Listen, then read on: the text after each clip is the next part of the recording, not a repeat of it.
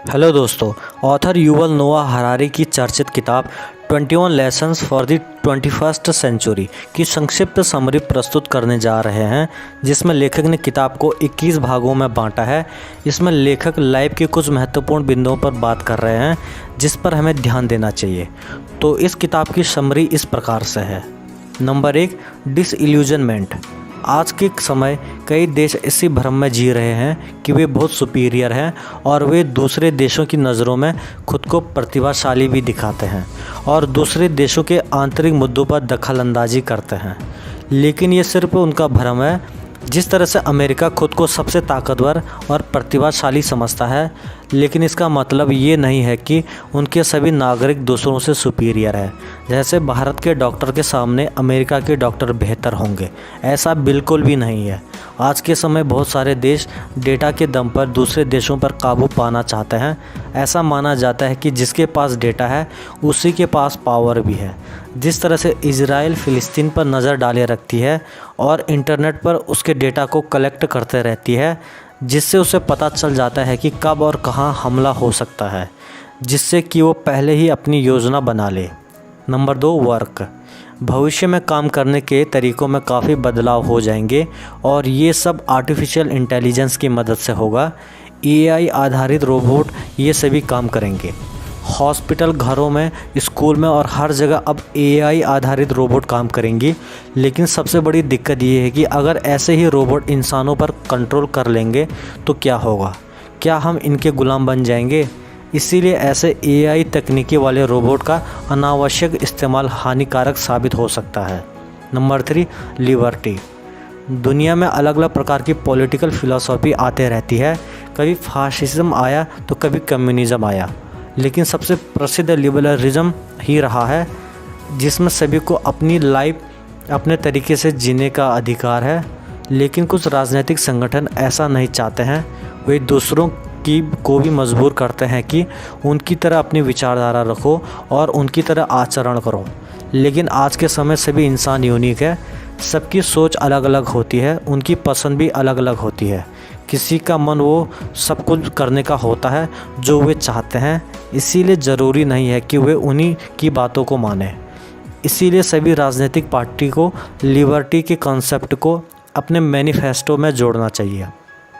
Number 4, equality. आज के समय कई ऐसे देश हैं जहां आर्थिक स्तर पर काफ़ी इनइक्वालिटी है। देशों को विकसित, विकासशील और अविकसित देशों में बांटा गया है। इसीलिए हमें कोशिश करनी चाहिए कि सभी को मिलकर इस असमानता को दूर करने की कोशिश करें, क्योंकि अभी भी कई देशों में ऐसे लोग हैं जिनके पास खाने को कुछ नहीं है, रहने को घर नहीं है और ना ही मेडिकल की सुविधाएं हैं। ऐसे में कई लोगों की आर्थिक स्थिति भी ठीक नहीं है। Number 5, community. आज के समय विज्ञान और टेक्नोलॉजी ने ह्यूमन कम्युनिटी को काफ़ी हैरान कर दिया है। आज आप घर बैठे बैठे जिस तरह से सामने वाले से बात कर रहे हैं, वैसे ही दुनिया में किसी भी कोने में बैठे इंसान से बात कर सकते हैं।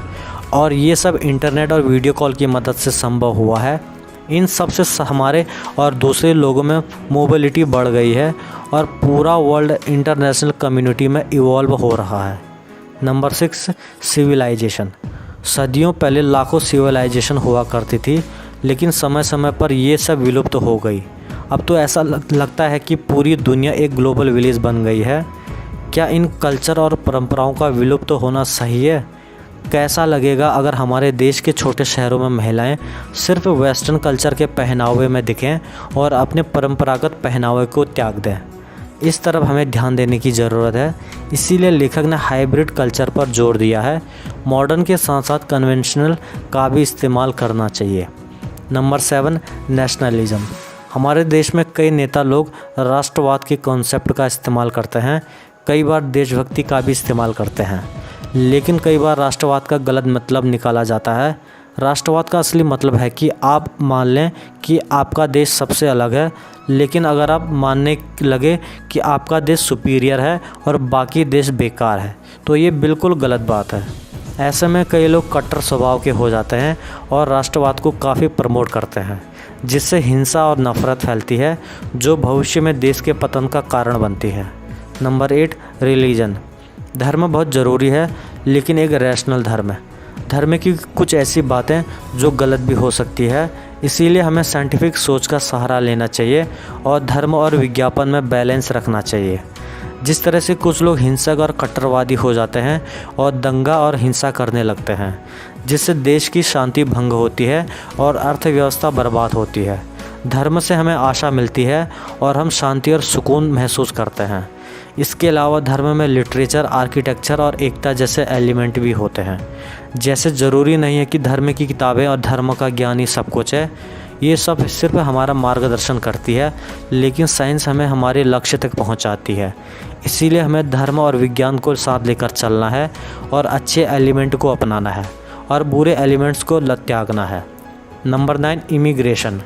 जिस देश से एक देश के लोग एक दूसरे देश में माइग्रेंट होते हैं, जिससे प्रॉब्लम हो जाती है। कुछ लोग तो इसे सपोर्ट करते हैं, लेकिन कुछ लोग इसे नापसंद भी करते हैं। जो लोग नापसंद करते हैं, ऐसा नहीं है कि वे रेसिस्ट हैं, बल्कि वे कल्चरिस्ट हैं और वे अपने कल्चर को बचाना चाहते हैं, क्योंकि बाहर से आए लोग उनके कल्चर को बर्बाद कर सकते हैं। इसीलिए वे लोग माइग्रेंट नहीं चाहते हैं। सरकार को ऐसे मुद्दों पर उचित पॉलिसी बनानी चाहिए जिससे एक दूसरे को कोई दिक्कत ना हो। Number 10, terrorism. आज के समय आतंकवाद देश के लिए सबसे बड़ा खतरा बना हुआ है। इसके कई कारण हैं। ऐसे में कई लोग अलगाववादी बन जाते हैं और नए देश की मांग करते हैं। कई बार धार्मिक कट्टरवाद की वजह से भी कुछ लोग आतंकवादी बन जाते हैं और बेरोजगार युवा भी पैसों के लिए ऐसे ग्रुप में जुड़ जाते हैं। ऐसे में सरकार को ऐसे लोगों की काउंसलिंग करनी चाहिए और देश से गरीबी और बेरोजगारी को दूर करने का प्रयास करना चाहिए। Number 11, war. वैसे भी दुनिया 2 विश्व युद्ध झेल चुकी है, जिनमें करोड़ों लोगों की जानें गई हैं और अर्थव्यवस्था धाराशायी हुई है। हमें इन चीज़ों से सबक लेना चाहिए और कोशिश करनी चाहिए कि भविष्य में कोई भी युद्ध ना हो, क्योंकि अगर थर्ड वर्ल्ड वॉर होती है तो पूरी दुनिया तबाह हो जाएगी, क्योंकि कई देशों के पास ऐसे हथियार हैं जो सभी के सर्वनाश का कारण बन सकती है। इसमें किसी की भी जीत नहीं होगी। Number 12, humility. आज के समय एक दूसरे की मदद करने की कोई नहीं सोचता है।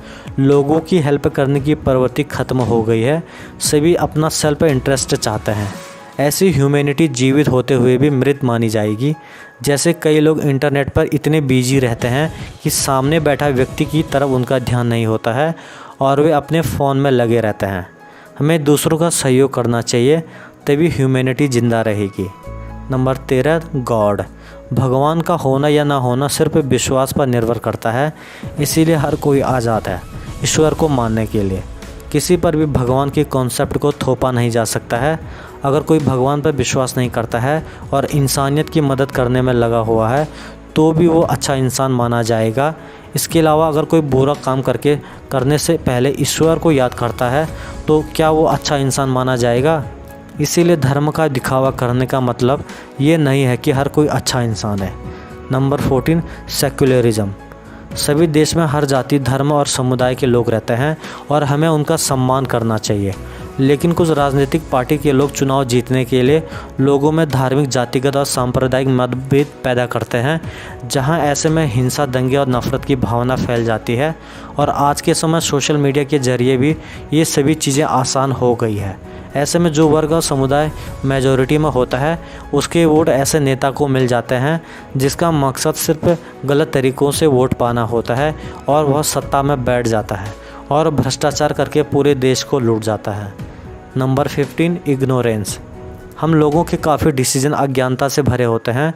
वे इमोशनल होकर डिसीजन लेते हैं, ना कि लॉजिकल होकर। ऐसे में एक देश दूसरे देश से बदला अपने निजी स्वार्थ और बदले की भावना के लिए लेता है और अपनी सुपीरियॉरिटी बनाए रखने की कोशिश करता है।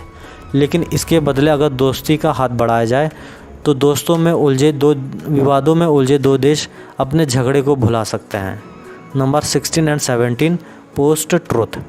आज के समय पावरफुल सत्ता के लोगों ने मीडिया को ही अपने कंट्रोल में रखा है। वो जो चाहे दिखा सकते हैं। ऐसे पॉलिटिकल पार्टी ने मीडिया को अपनी जेब में रखा है और इनके माध्यम से जनता को बेवकूफ़ बनाते हैं। ऐसे में जनता को सोशल मीडिया पर सच्चाई जाहिर करनी चाहिए। Number 18, science fiction.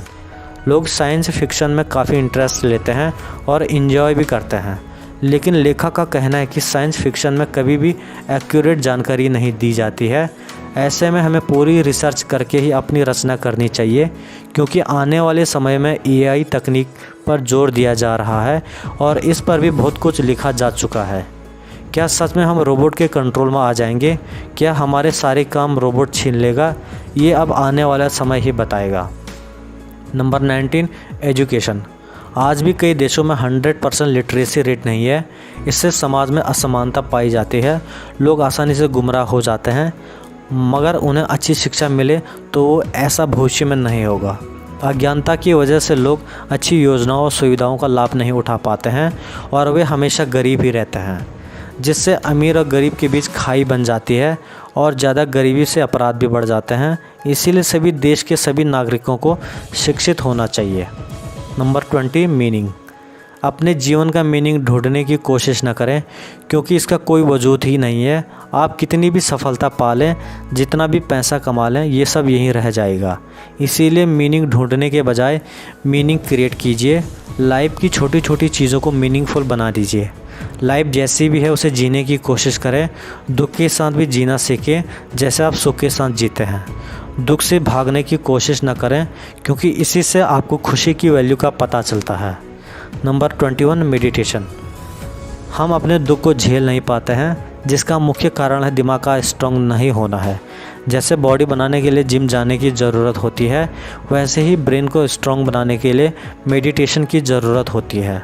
हर दिन आपको कम से कम 15 मिनट मेडिटेशन करना चाहिए। इससे आपका तनाव दूर होगा और आप मेंटली स्ट्रॉन्ग भी रहोगे। तो दोस्तों, आपको ऑथर युवल नोआ हरारी की किताब 21 lesson for the 21st century की समरी को पढ़कर अच्छा लगा होगा। अगर आपको अच्छे से पढ़ना है तो आपको इस किताब को अवश्य पढ़नी चाहिए।